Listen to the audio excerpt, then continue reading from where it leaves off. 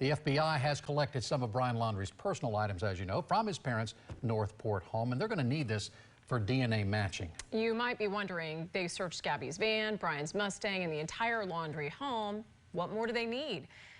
Well, that was asked and answered. 8 on your side, senior investigator Walt Petito joins us now with more. And there are several scenes and vehicles tied to this federal investigation from Wyoming to Northport, and DNA evidence and science could tie it all together and potentially point to a suspect. The FBI's Sunday entry into Brian Laundrie's parents' home was short. Agents inside for a couple of minutes, leaving with a brown paper bag. The Laundrie's attorney said the agency requested some of Brian Laundrie's personal items and his parents cooperated, but he would not elaborate.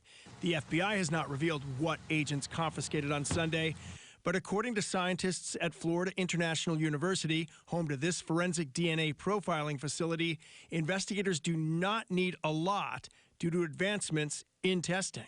The process has become so sensitive that they'll be able to retrieve a DNA profile from just a small sample. DNA could have also been gathered last Monday when the FBI searched the home for several hours and left with boxes of potential evidence.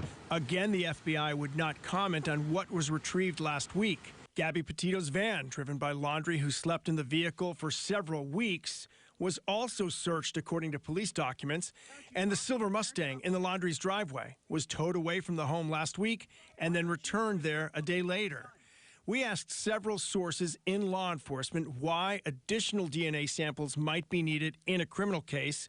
One potential reason would be to lock down the DNA connection between a suspect and a crime scene, according to retired detective Peter Massey, who teaches criminology at USF. We'll call it a hub. And from that hub, we can extend the spokes out to DNA found in the van, DNA found in the swamp area, or wherever law enforcement's going to find it. And several investigators agree on the one DNA-related item they'd want from anyone implicated in a crime. I would say a toothbrush. Well, something that he uses every single day that you're 100% sure has his DNA profile on it.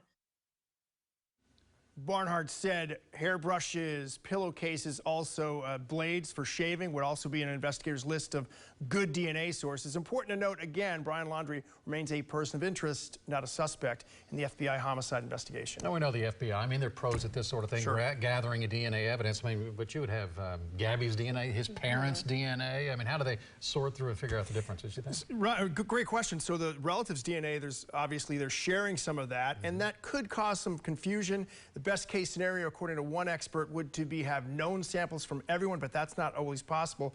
We are told while the DNAs are similar, there's enough of a difference to help a case if this gets to court. All right. Okay. All right. Thank you. All right. Of course, stay with News Channel 8 and WFLA.com for the very latest developments on this case.